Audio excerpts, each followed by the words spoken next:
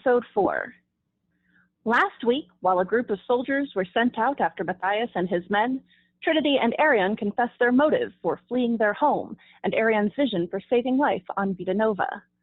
Milo, refusing to believe any of what she was hearing, nearly turned out her 3 visitors until Erion revealed 2 persuasive elements, a map and a fusion core.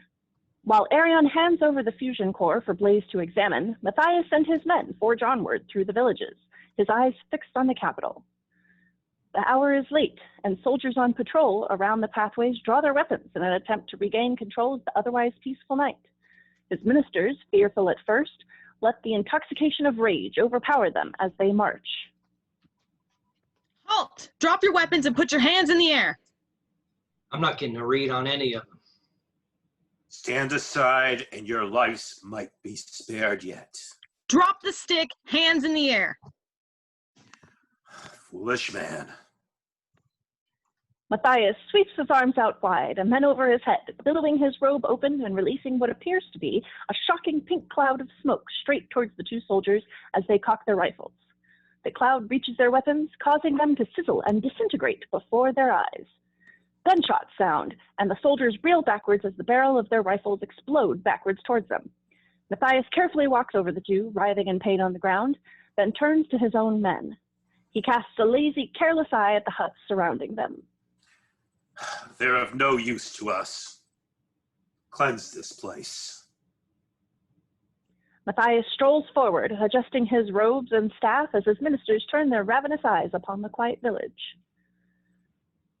At the same time, back at Milo's hideout, Blaze quietly examines the glowing pendant while Milo watches close by. Trinity and Erion stand at a distance, holding their breath in the tense silence. Amazing. Simply amazing. It's real. This has to be real, right? Do you think we made it on laundry day? Incredible. Obviously, no one thinks you made this. Was that an insult? It sounded like an insult. This is real, Milo.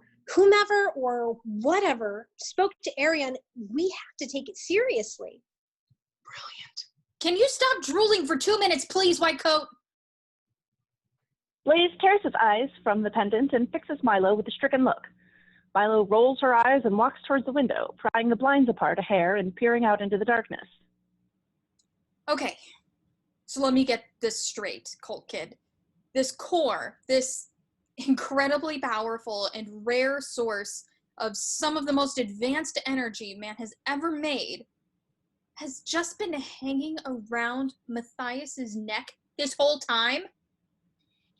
Always He wear wore it. it? Only sometimes. That bad? Are you kidding me? Do you have any idea exactly just how powerful this is?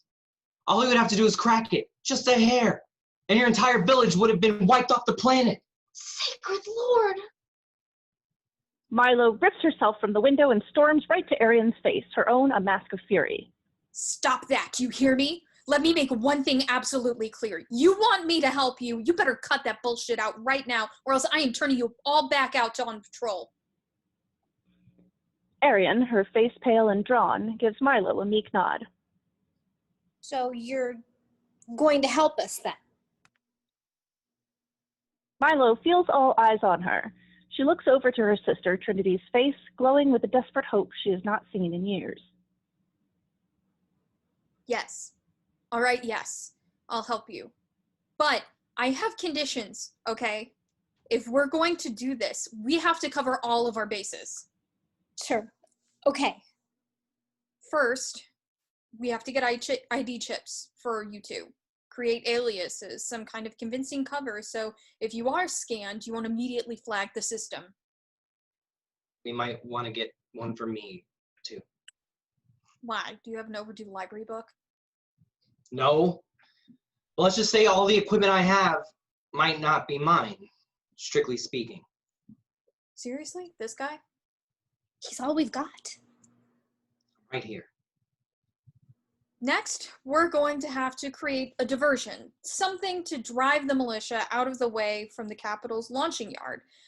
It'll have to be able to get them out and preoccupied for I don't know, half an hour at least. You think that'll be long enough? It'll have to be. Unless we can think of something almost catastrophic, but that would take... Milo's words are cut short by a loud, blaring horn piercing through the air. Erion and Trinity cover their ears in pain while Milo and Blaze look around in panic.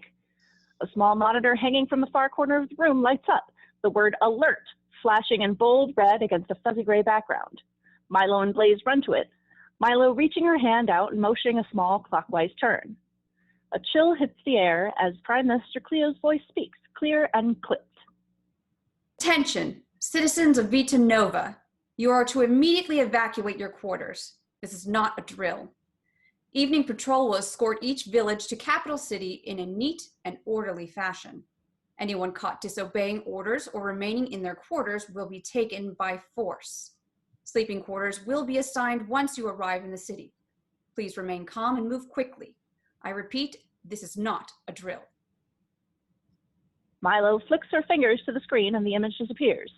She turns to the others, panic and fear written in stone on their faces.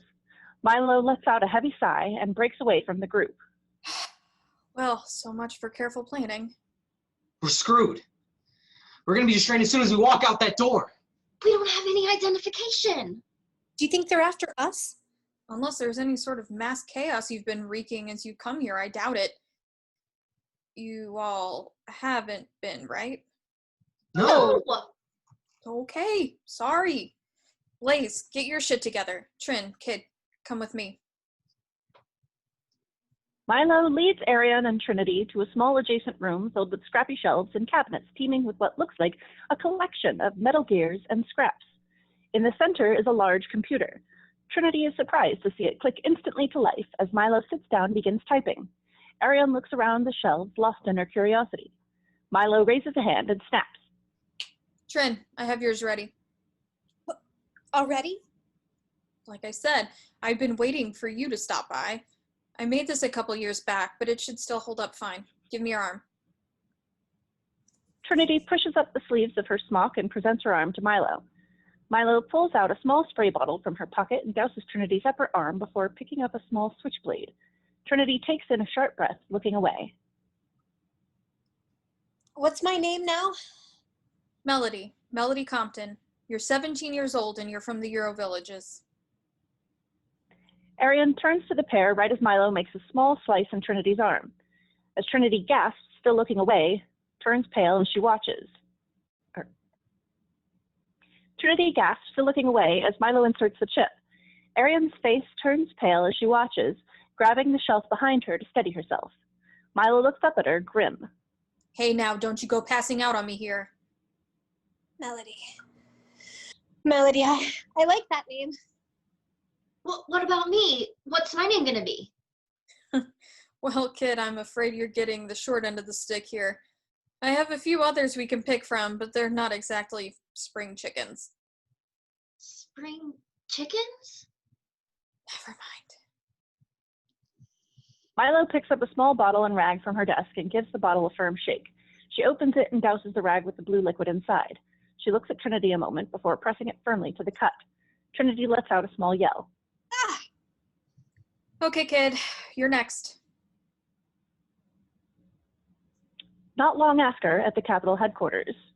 Outside, the air is tense as hundreds of men, women, and children walk the road towards the Capitol, every few yards a soldier standing patrol and keeping everyone in line.